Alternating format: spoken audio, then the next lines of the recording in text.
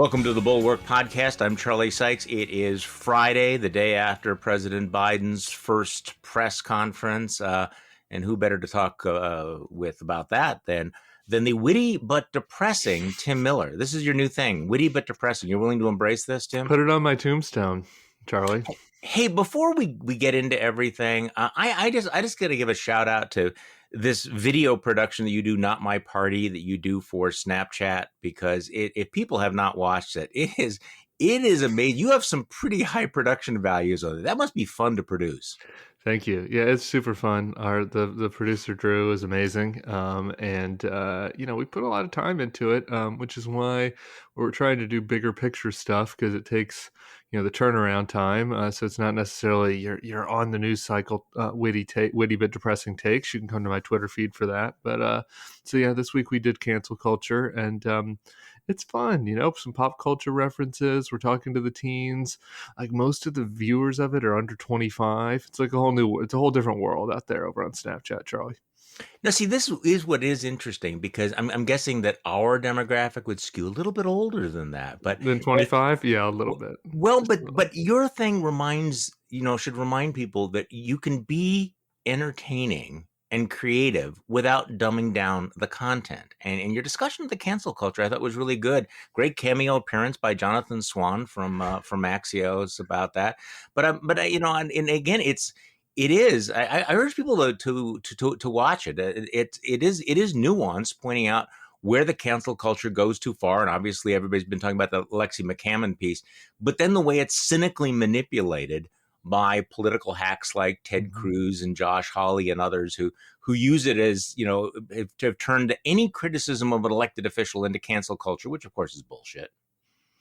Yeah, and I just think that's the most important thing about this, is sort of disentangling those two things, because like one is a real problem, one is phony bullshit. So yeah, and I think that talking to the kids, obviously this is driven bottom up by young people a lot of times. So I thought it was an important thing given the audience for that. So yeah, send it to your teens, your nieces, your nephews, your grandkids. I don't want to age anybody. However, your younger brother.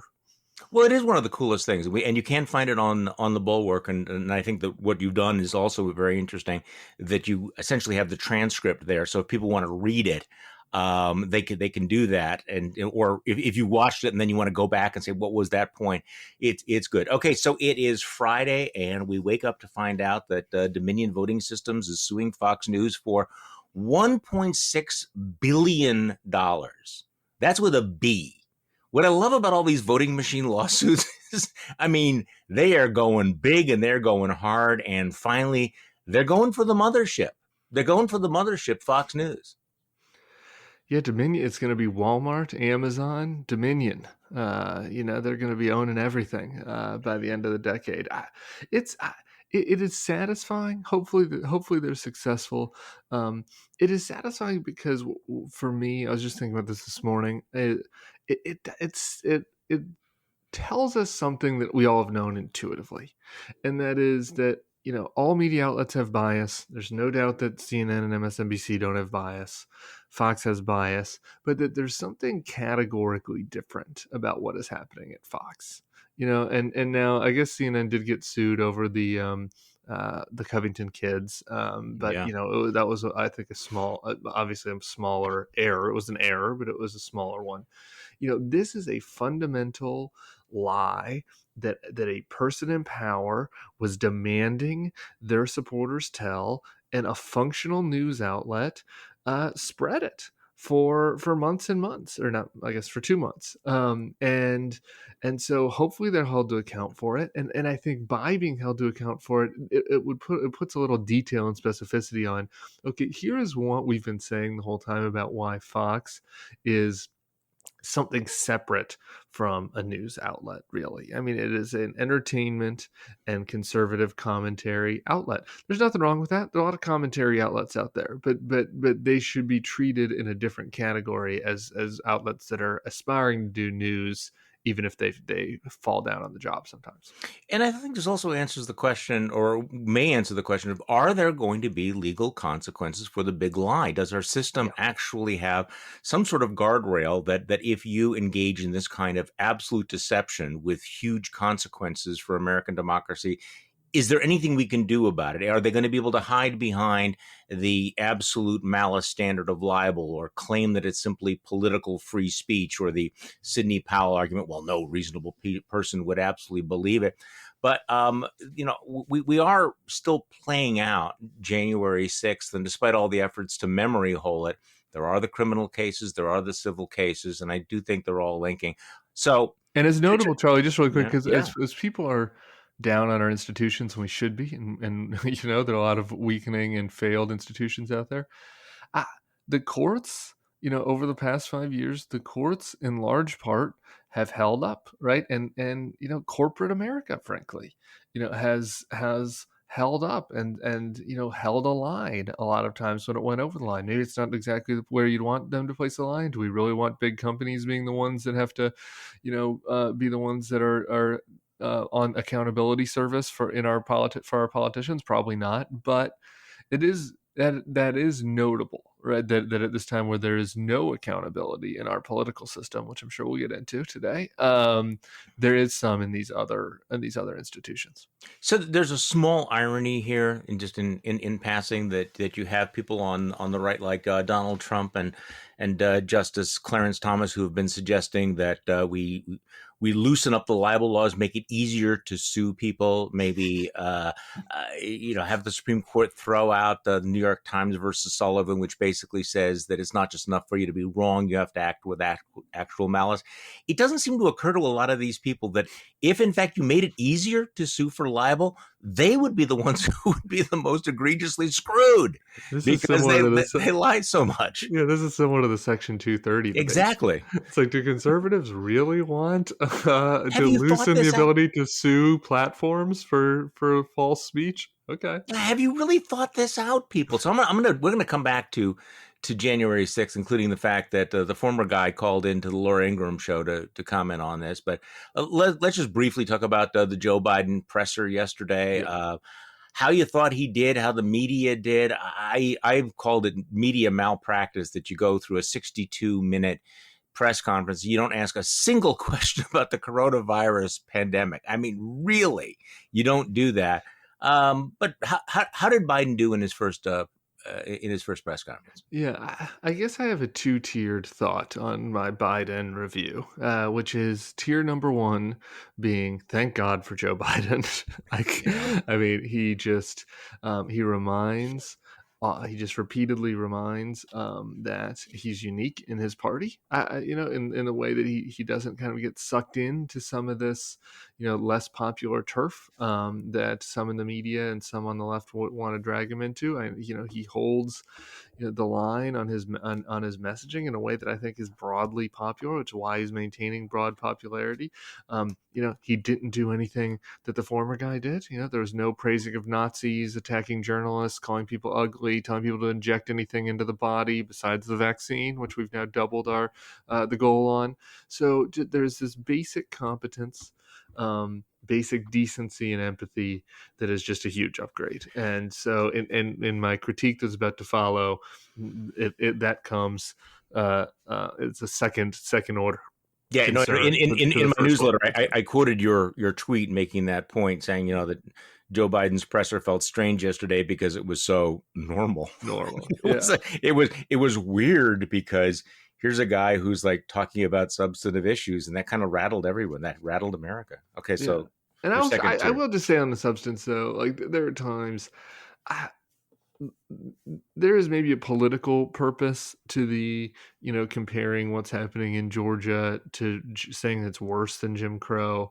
But, the truth also does matter. And that's just not true. Right. I mean, there are plenty of things to criticize with the Georgia law. We can talk about that. But, what's happening down there is not what the bill that Gabriel Sterling is supporting, for example, is not Jim Crow, right? I mean, it's bad, it's insane that people in Georgia are changing their election laws because of the president's big lie, but it's gilding the lily, and so that's worth noting. There are other things like it feels like he's shooting from the hip on Afghanistan, for example, when he's up there, for it's honestly seemed to me he just kind of decided in the moment that he was going to answer the question about whether we'd be in Afghanistan next year. And obviously, we have Bulwark listeners who are in Afghanistan. We have people that are concerned. We're concerned about their safety. This is a delicate negotiation. That made me wince a little bit. That he's just kind of doing this on the fly in a very delicate negotiation as to how we kind of safely get troops home. So, there are a couple of other things on the border details that I don't think were technically true. So, that there is this kind of challenge, I think, for people like us. Like, how do you deal with that, right? In that we are in this new post-Trump world, in this post-truth world, where Biden is clearly demonstrably better than the alternative, but he's still got a responsibility as the president to be a little bit more precise on some of this Yeah, stuff. A lot of the right wing criticisms were BS, but yeah, there were no, some. our job is not to be fanboys here. Part of it is what is the standard to judge him on, and I think that's kind of what you're getting at here. I mean, my instinctive standard is that he's so not Trump. It is so refreshing. It's so wonderful that Right. anything he does that is like he hasn't spewed 12 lies in the last 14 seconds. So this is an upgrade. On the other hand, if you're a Fox News viewer, you've been marinating in all of this commentary that he's senile, that he's halting, that he's not going to be able to say anything, that he's going to be whatever. Ben Shapiro is completely. By the way, I'm dogging Ben Shapiro on this because the guy has become such a. It is interesting watching how he's become this clickbaity hack. But anyway, so for those people. It's got to be interesting when he's actually quite substantive and quite knowledgeable. I mean, he's Joe Biden. Look, I mean, he's Joe Biden. Joe Biden has been a gaffe machine forever. He is voluble. He doesn't know when to shut up. He will wander around. He will go down, dark alleys, rhetorically. So the press conference has always been the most dangerous thing for him. And by that standard, he did just fine. He's not great. He didn't excel. He didn't knock it out of the park. But I thought he was fine. The other thing, though, is just kind of turning the lens around. Press conferences are just stupid. I mean, these things are performative. Oh They are staged events. It's a chance for the media to show off. There's no interviewer in the world would have sat down one-on-one and not brought up the recession, not brought up, the question of, school reopening or the vaccine rollout or vaccine hesitancy, or what does he think about the state? It wouldn't happen. But you get a group of reporters together and you kind of got that weird group think. So enough of the stuff about how, American democracy needs more press conferences. Okay, I'm good for a while. I mean, the report. If my grade of Biden was good on an instinctive level, and pretty good, passable with some critiques on a substance level, the review of the press is just Fs all around. I guess maybe not Fs, but Ds. It's astonishing that they didn't ask about the virus. I think part of this is that Biden is doing such a good job and the trajectory is so good, right? And so reporters see it as their job at these press conferences to try to get to do a gotcha, right? To try to get them off. It's why people don't like the press, right? And so instead of having substantive questions, okay, what is this? So you say 200 million, vaccines in 100 days. Okay, so then what's the next step? How many vaccines do we need to get to? What does that mean for schools? I mean, there are a lot of substantive questions that you could then ask. Maybe they aren't gotchas, right? Maybe Biden has great answers to them, but they're things people should know. That's the point of a press conference, ostensibly. And then the political obsessions. Every question is about the border because that's what Republicans are complaining about. Every next question is about multiple questions about whether he's going to run in 2024. Really? Really? Yeah. Asking him to grade himself and whether he's passing or failing on bipartisanship. And what purpose does that serve? There was a good question on China. I thought there's of course the border merited a question or two, maybe not 18. But the vast majority of the questions I thought were pretty stupid, and I thought that was a miss. They missed the plot big time. Well, also, especially since the average American in the real world is thinking about the coronavirus, is Yes. thinking about the vaccine. Am I going to get the vaccine? Is my parents going to get the vaccine? What's going to happen? All of those things. What So does life look like after the what does vaccine? When can life we look like? start doing stuff? Exactly. Okay, so Donald Trump calls into the Laura Ingraham show afterwards. This is the segue is going to be a little bit rough here, but we would love to turn the page, not really, because we're still living under the shadow of Donald Trump, and we're talking about January 6th before, and I thought this was extraordinary. What he had to say about the insurrection, the riot, the way in which the people on the right in general have been, dropping in the memory hole or turning the dial to make it different. The Ron Johnsons, saying that I never felt threatened. I mean, these were, law-abiding people who loved America. They weren't scary like, those Black Lives Matter people. I mean, that would have been scary.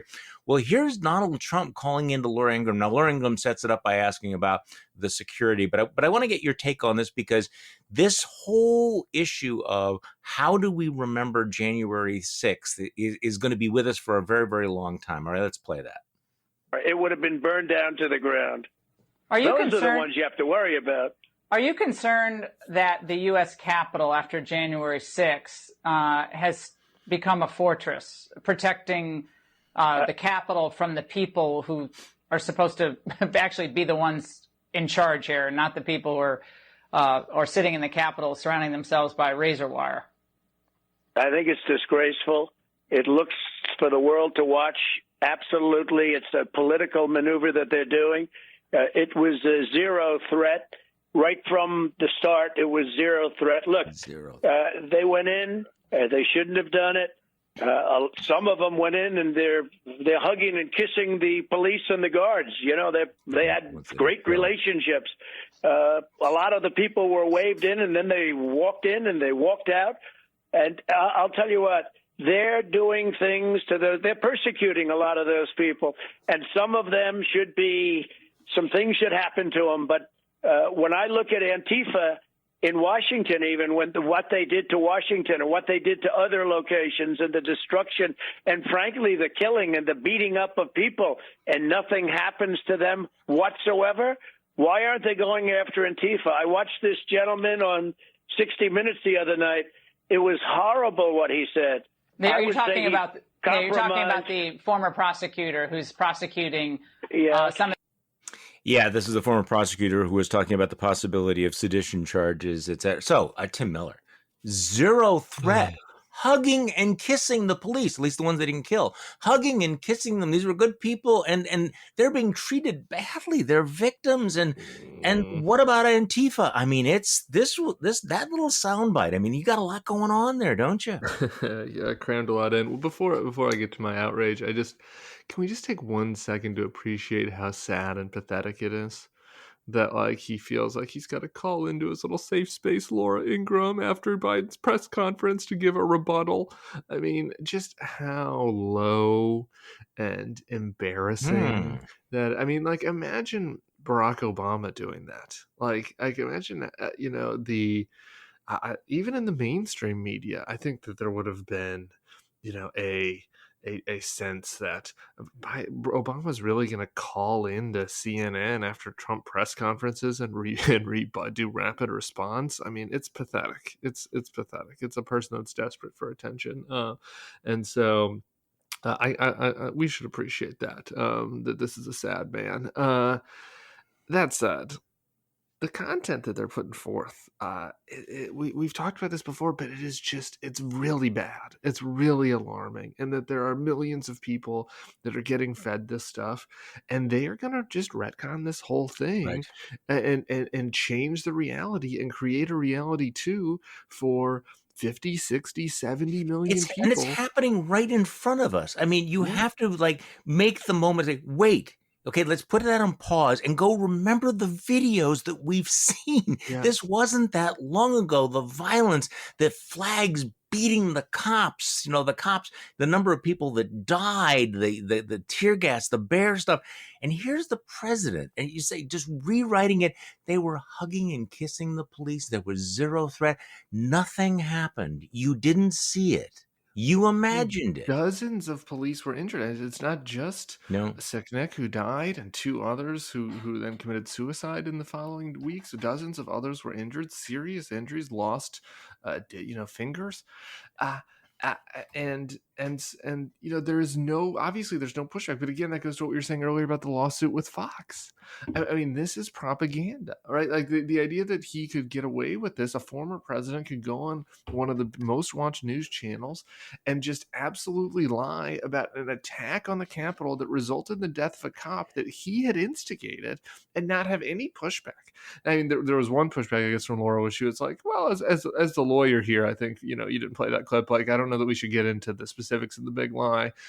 She didn't want the lawsuit to go up to $2.8 billion, but no pushback on the substance, not even trying to question it. And this is happening across the network. Like there is an entire universe of people who they maybe have seen that video that we've all seen, the horrifying video of the cops, trying to hold the line and their eyes getting gouged out maybe one time, right? Like they showed it the day of, right?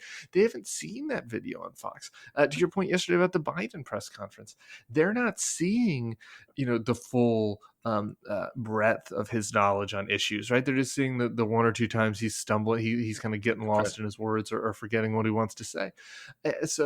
So how do you break through that bubble? It's really alarming. Well, and this is not just, tutting in hand and ringing about Donald Trump lying about something that happened a couple of months ago. I mean, this is a continuing problem. I mean, the big lie, you have a great piece in the Bulwark today. The big lie is alive and well in Virginia, which if there's any doubt that people have that this is infecting the Republican Party deeply, read Tim's piece, and you talk about the Republican Party of Virginia. As you point out, the once thriving Republican Party of Virginia has gone all but extinct in less than a decade. Democrats have swept the statewide elected offices, hold both Senate seats, control of both the House of Delegates and the state Senate. Joe Biden crushed Trump by 10 points, nearly 500,000 votes in Virginia, which used to be a Republican state. And yet the response of the Republican Party is to embrace as hard as possible, as closely as possible, the kind of stuff we heard last night. That Trump, Trump, the coup, everything. So tell me about what's happening in Virginia. Well, this is the first big statewide race after, after the runoffs in Georgia, after, I guess, Trump is officially out of office. This is this year. It's this year in November. And so it has traditionally been, kind of a first look at the way, what the political environment is. It's usually been a tough race for the incumbent, the president who wins the party, or the party who wins the presidency rather, has lost the Virginia governor's race every time but one over the past half century. And so, in a state like Virginia, as you're saying, that has gone from red to purple to blue, you would think this would be a place where the Republicans would say, in a logical world, and not in the world that we live in, if a foreigner had come, a political strategist from another country had come by and said, just looked at this on paper, what should the Republican Party of Virginia, in a state that has gone blue, do in the first election after Trump, after the insurrection? It's probably turn the page, right? Get some fresh blood in there, try to change things up. It's not as if there's an opportunity in Virginia with the Northam scandal. McAuliffe is up. He was in a scandal last time. The schools issue has been hot in Northern Virginia. So you would think that that is the logical, strategic move. And yet, as I looked at what was happening in this race, it's totally the opposite. The front runner right now is Amanda Chase, calls herself Trump in heels, said that the insurrectionists were patriots, attacked the cops for killing the one insurrectionist who was shot, through the window as they were trying to break into the Capitol, said that they were murderers. I thought Blue Lives Matter, but said that the cops were the murderers in this case. She's the front runner in the race. And so, then you've got these two quote unquote, pro cop killing and pro coup. Yeah, pro Kamala and pro coup frontrunner calls herself Trump in heels. Competitive category for Trump in heels right now. And so, then you've got these two businessmen that are considered the quote unquote mainstream candidates, Pete Snyder and Glenn Youngkin. And yet, I thought this was funny from a strategic standpoint. I noticed, Charlie, both of them in the last month have given Fox News an exclusive on their quote unquote election integrity plan that they were going to put forth to solve the election. I emailed both candidates. I asked our campaigns, asked if they would just state clearly that there was no election integrity issues in Virginia, that the state that they're going to, wanting for governor of, that Joe Biden won it clearly. There was no meaningful fraud. And no, they just either didn't reply or send back their election integrity memo. So that's all.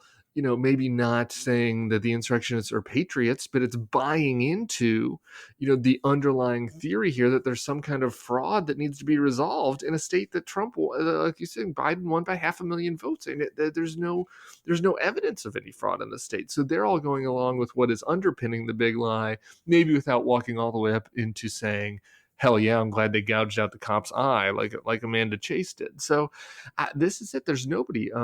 Barbara Comstock, who was a Northern Virginia congresswoman, and people might. She's a pundit now, so people might know her. She has been clear anti-big lie. She was recruited to get in the race, and basically came down on the fact that there's not room for her. There's no way in this party, so she couldn't even run. It is just think really about it, the Virginia party, not Alabama. No, I mean, so the Republican Party in Virginia has purged centrists like Barbara Comstock and Denver Riggleman. I mean, they have taken the people who were actually electable in some of those seats, and they've gotten rid of them.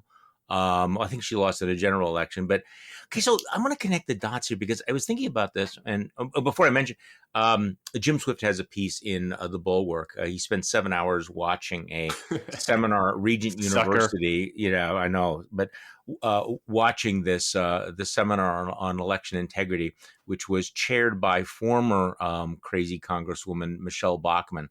And what's really clear, reading your piece and reading Jim's piece, is how deeply invested the Republican Party is in the big lie, in propagating the big lie, in going back and trying to put some meat on the non-existent meat on the bones of, that the election was stolen. And then, of course, using that as the springboard to make these various other changes, but connecting the dots here. So start with where, we began. You have these states that Republicans used to do well in. They have been wiped out, and yet their response is to go crazier and Trumpier. And by crazier, we mean really buying into this. I mean, when your front runner is somebody who called on Trump to declare martial law as recommended by General Flynn, we're talking about really out there. But the same thing is happening to the Republican Party in places like Georgia, Texas, Arizona, Virginia, obviously, Colorado, Ohio, Missouri, where the former governor who was forced out of office by his fellow Republicans in disgrace is running for U.S. Senate, and Ohio, where there's an open Senate seat, and it is a race. Who is the most extreme Trump? You saw the story in Politico, right? Where they apparently had a Hunger Games thing where all of the Republican candidates went down to Mar-a-Lago to kiss Donald Trump's ring. People, if you haven't read this Politico story, you have to read it. It is just astonishing. It's like the scene for anybody who's watched Succession. Did you ever watch Succession? Oh yeah. Mm-hmm. You remember the boar on the floor scene? Like it's this rich magnate who basically is playing a Rupert Murdoch character, and he brings all of his his senior executives out to his ranch or whatever, and they're all having a retreat, and he makes them all get on the floor and pretend to be boars while he like yells at them and throws things at them. And this is like Trump literally made the 4 Ohio Senate candidates play boar on the floor in Trump International in West Palm. I guess I used a Joe Biden literally there, so not literally, but basically. And this event that they went to hold this Trump suck-up session was a fundraiser for the MAGA candidate who's primarying Anthony Gonzalez, whose only sin against Trumpism against conservatism is voting for impeachment. He's not like a congressman. Yeah, okay. Yeah, he's a congressman from Ohio, right? He's not out there doing the Kinzinger stuff. God bless, Kinzinger, who's really taken it to Trump on the big lie and in a bunch of other areas. Gonzalez has been pretty much a down the line, Republican, but looked at the evidence, voted for impeachment. Now they're primarying him. Every Senate candidate is supporting his primary opponent. All of them flew down to Trump International to grovel for Donald Trump's endorsement. They're doing like this apprentice boardroom scene where they're attacking one another, and Josh Mandel is like, I've got killers on my team. We're going balls to the wall. Like if I do something, I do. It's like this nerdy Ohio guy talking about. It's a pathetic scene, but it shows. I think that this Virginia and Ohio, Virginia because it's the first race, Ohio because it seems like the first election primary that's really congealing. Show just how dominant Trump is going to continue to be, and just how dominant all of his pathologies and lies are going to be in the party. At least for the time. It's not just Trump, because I mean there are people who say, well, okay, the Trumpism, putting America first, or his policies on trade or on China or on immigration, these folks are not just linking themselves to the policies. They're taking the worst aspects of Trump that are the people, the aggressiveness, the vulgarity, the crassness, the deception, the lies, the coup, the attempt to overturn the election, and they're embracing that. I mean, that's what's really extraordinary about it, because you could certainly imagine, some of the Republican candidates, are basically saying, okay, can we just ignore the tweets and let's talk about the policies?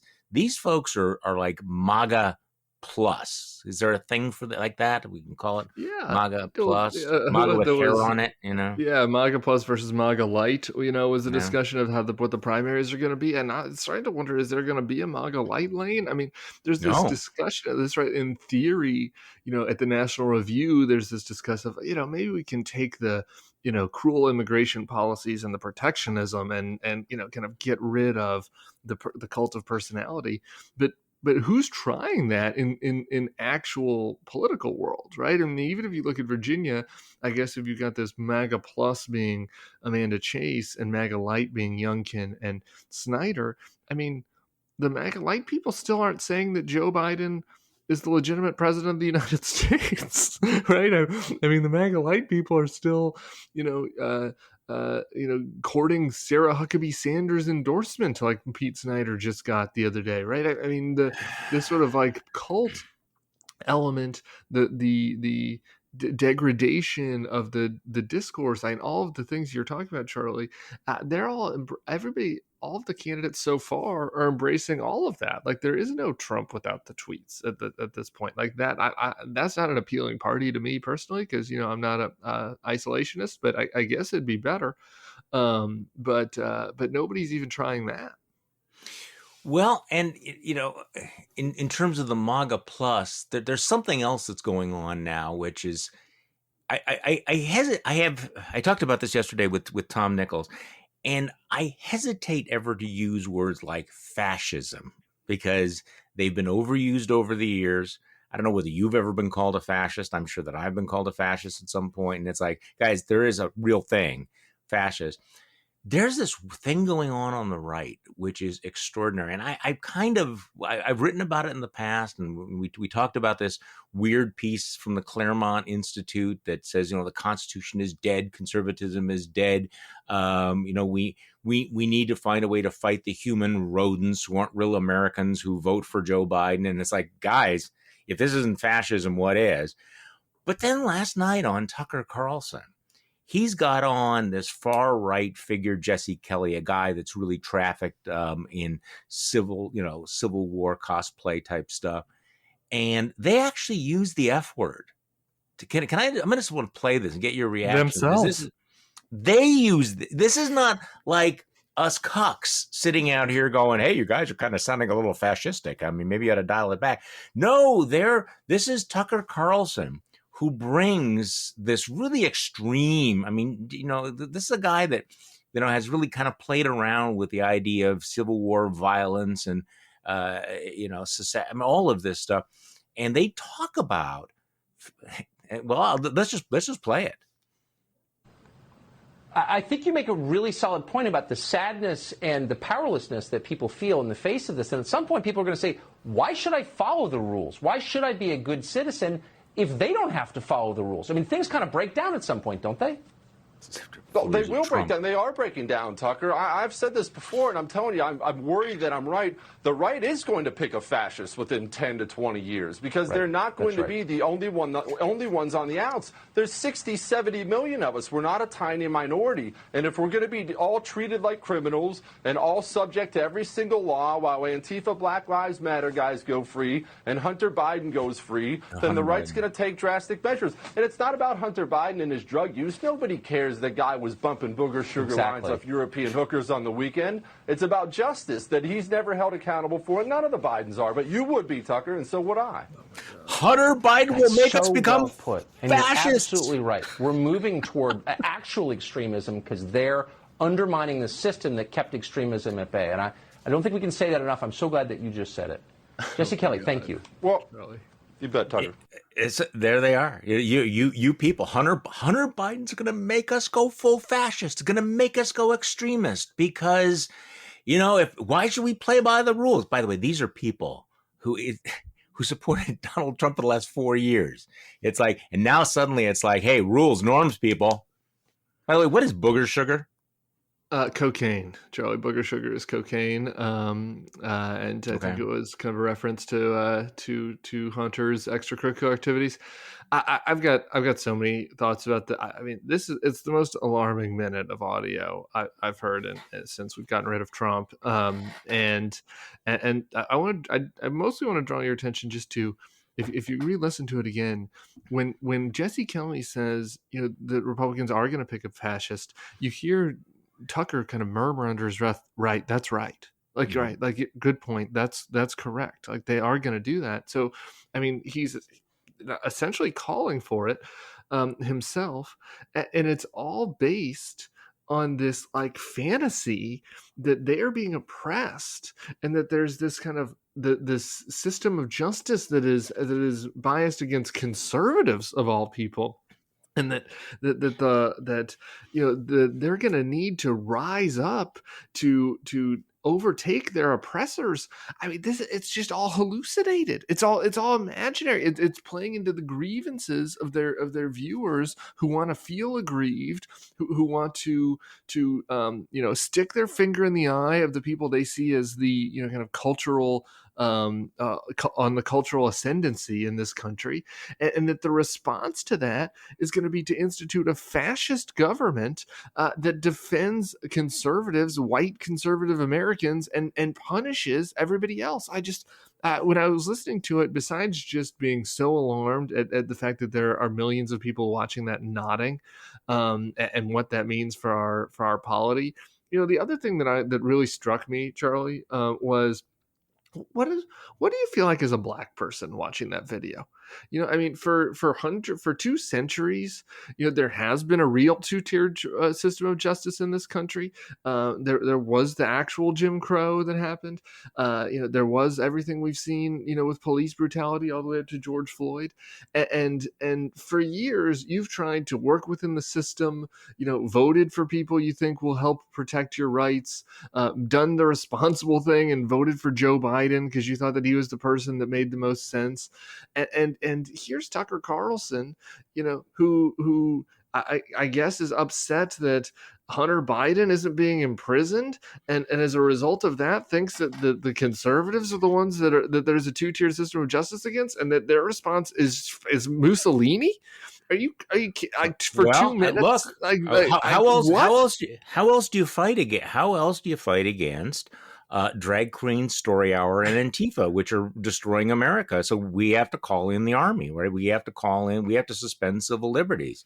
So, I mean, you when you talk about the fantasy, and it is, they're building this sense of victimization. They're building this intellectual superstructure that is a fantasy, but it becomes real in terms of the reaction of the right. Now, Here's my PTSD flashback. I mean, I remember that there have always been people on the right who say crazy things, but they were sort of off on the corner. The Pat Buchanan's talk about lock and load and all this stuff, but Sure. Pat Buchanan was never going to become the president. He was never the mainstream of the Republican Party, and there were a lot of other people, the militia folks. And we could say, don't deal with it because they're on the fringes. But it's hard to make the case that, it's hard not to recognize that when you have Tucker Carlson talking about this on Fox News, that there's a real possibility that this is going to become part of the mainstream of what the conservative movement has become, Tim. Yeah, it is the mainstream. I mean, you're gonna have millions of people listening to this, and what they are doing is trying to get them comfortable with the notion that there needs to be this sort of revolution. I mean, and just, this is dangerous stuff. It's extremely dangerous, and I don't know. Maybe here's an alternative suggestion for these guys. How about putting forth appealing policies that can allow you to win elections? I mean, like, this is the craziest part about all of this. It's like they're so put upon, they're so persecuted against white conservatives that they need, an Orban of their own now. I don't know. How about trying to reappeal to the suburban voters that voted for you 5 years ago before you threw in with the bigot? Well, there's a radical idea. So here's the thing for people who think, oh, God, Tim, you and Charlie are just being too paranoid about all of this. There's no way that we're ever going to have, a fascist counter-revolution in this country or that anyone would take that seriously, except that we just lived through the attempted coup, and we still have, 60 million people who doubt the legitimacy of our democratic elections. This is one of the reasons why we have been so reluctant, even both parties, to ever undermine the legitimacy of our democracy, because once you do that, you open up a Pandora's box. And so we've already seen this. I mean, we actually, in the last few months, have seen people discussing in the White House things like martial law, trying to flip a legitimate, free and fair election. So I'm sorry, this is no longer that far-fetched. And you know what the response to that was, Charlie? Not, whoa, we took this thing a little too far, let's dial it back. The response is, oh, those elites, the other tribe is being unfair and is persecuting the person that was attempting the coup.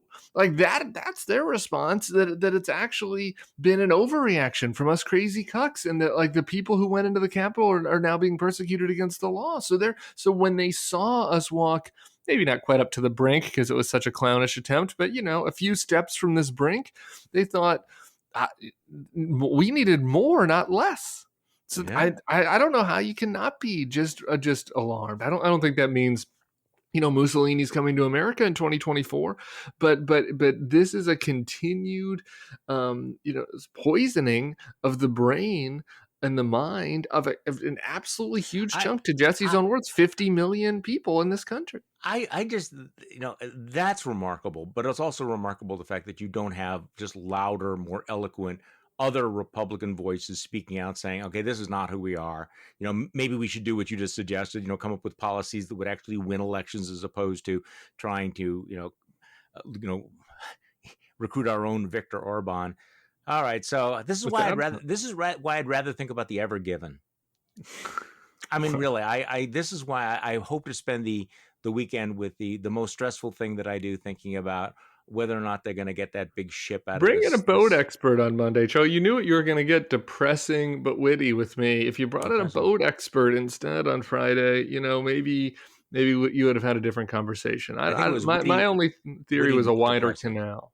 Yeah. Well, I don't know. See, maybe this is a Wisconsin thing. I know you're a California guy. I wonder if they've tried rocking the boat back and forth. Ooh, okay. Jim Swift gets that. He understands the reference to all of that, because anytime your car is stuck, you just rock it back and forth. I don't know. Just I look at it and you think, just this big giant hand, just this move it, just do it. You would have thought just inch it over, but it feels like too obvious a metaphor, doesn't it? Yeah. I mean, it just feels, 2021's got its metaphor. And I think we're always going to remember the boat that's stuck in the Suez Canal. Hey, by the way, America has a new hero, or at least Fox News has a new hero, I'm guessing. Who's Probably that? going to be a host on Fox News soon. The soon-to-be-fired Southwest Airlines pilot. You heard about this story? I haven't. Who who's a big fan of your area of the world, of San Francisco, and he was caught on an open mic, either taking off or landing in San Francisco. And let's just say that he's not a big fan of San Francisco liberals. Okay. And he's somewhat obsessed with all of you West Coast liberals who drive Hyundais. I don't know why he's obsessed with that, but I got a Volvo myself. Of course you do. You know, so I don't know how of course that probably puts involved. me on the wrong side of his judgment. What we probably need, honestly, what we need is to deal with the Hyundai and Volvo driving Bay Area liberals is fascism. I mean, you know, I think that's the only logical solution for how to deal People with people who drive Hyundais to their drag queen story hours. And how many, by the way, I don't see how many drag queen story hours are there in America? I can't wait to get back to them. That's all I'm saying, Charlie. I mean, if you read the New York Post or you read the Federalist or any of these guys, it's like this is the cultural. This is it. This is why David French needs to be shot into the sun. The original was in Sacramento, you know, about 90 minutes east. So I drove my Volvo down there, and I took a picture right on the grounds of the original drag queen story hour, kind of for, you know, perpetuity, you know, a little keepsake for me to hand on to my daughter. Yeah, I just did a little selfie there, for when it's canceled. See, this is the thing about it. We have to do away with cancel culture, but we have to find a way to cancel the drag queen. Now, this is an earnest question here. I mean, are there hundreds of them? Where have they been made mandatory? I mean, there are dozens. I don't think that they've been made mandatory anywhere. No, I wouldn't think so. Yeah, but we still need to have a fascist regime to do something about the degradation of the culture.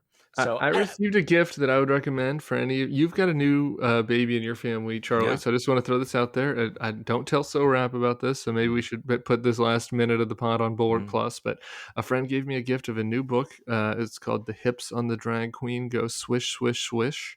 My daughter loves it. It's kind of to the theme of the wheels on the bus. This is it, and it is very popular with the 3-year-olds. You know, a lot of outlandish costumes, a lot of outlandish wear, and you know, it'll probably be the next target that'll be canceled soon enough. This is a real thing. Oh yeah, The Hips on the Drag Queen Go Swish Swish Swish. It's a children's book. Highly recommend. I can't top that. I got nothing. I got nothing to follow that up. So Tim Miller, thank you so much for joining me on the podcast today. I'll see you, Charlie. And thanks for listening to today's Bulwark podcast. I'm Charlie Sykes. We will be back on Monday, and we're not going to do the same thing all over again. We'll do something different. Boat expert. Exactly.